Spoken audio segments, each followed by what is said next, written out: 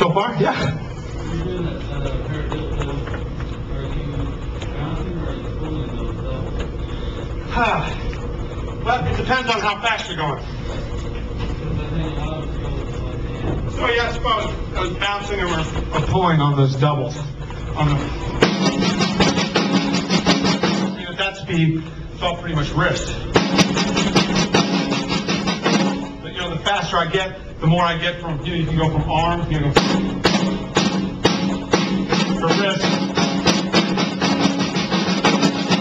to fingers. And then after a while, you just, it's really more of a rebound thing.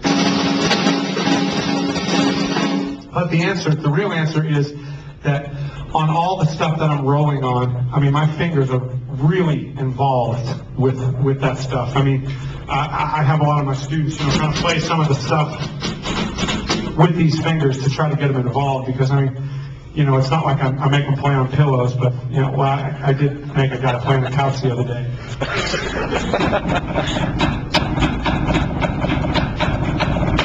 Just being able to play on different surfaces because on the drum set, you got a lot of different surfaces. You try to play something with any articulation on a floor tom, you're going to have to use a lot of fingers to get it out. So my fingers are very much involved in all of that stuff, whether it's a roll or any kind of paradiddle thing or anything like that. Any other questions? All right, I'm just going to go back and play some more.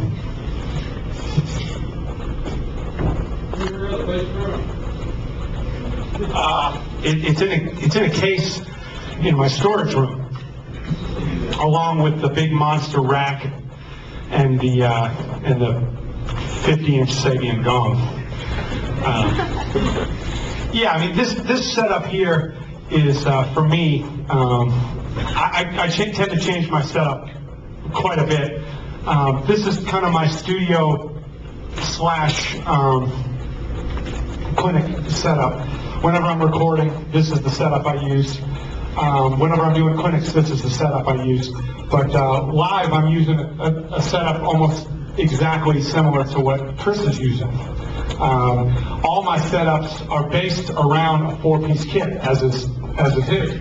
If you look, if you've got a traditional 5-piece drum set, you have to put your ride cymbal way up here or way over here.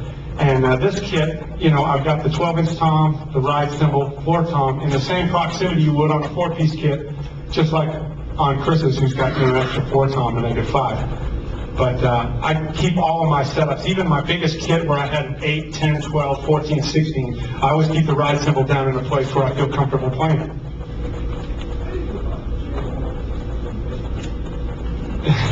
I could joke around all. Jay's actually a fantastic bass player. He's a fantastic bass player, and he's a fantastic keyboard player. His problem is he thinks he's a fantastic drummer too.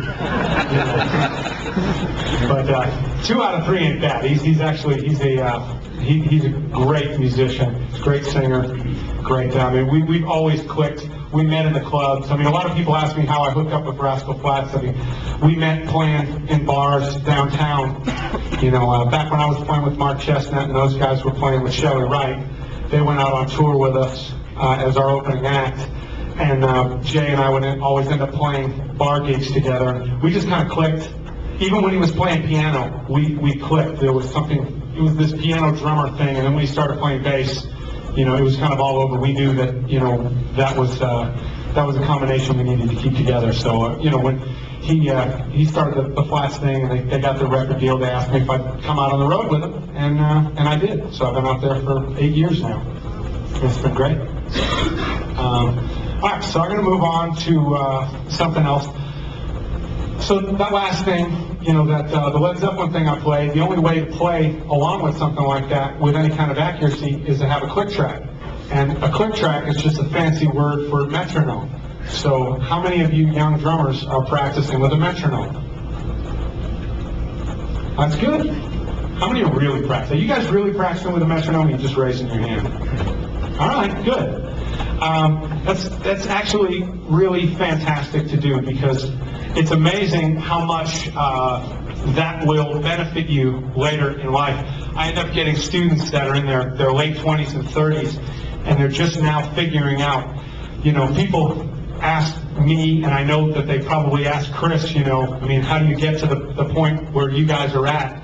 And, one of the things that we have to be very good at is playing with a quick track, because Chris and I were just sitting here comparing laptops. He told me that his was bigger, but told him mine was newer.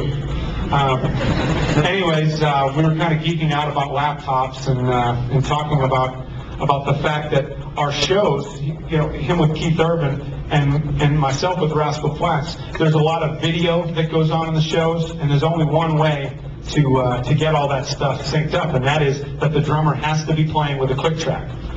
Otherwise, you're just guessing.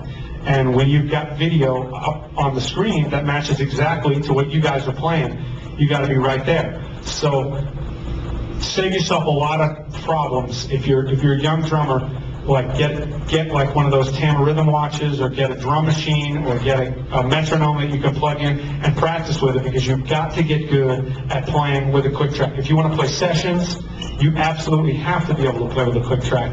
And these days, playing on live gigs, you absolutely have to be able to play with a quick track. I play 80% of the night with a quick track, and I know I've talked to other people who play 100% of the night with a quick track. So I can't stress that to you any more than I am. So I'm going to do a little bit of playing with the quick tracks, just so you guys can hear what that's all about, those of you that haven't done it that much.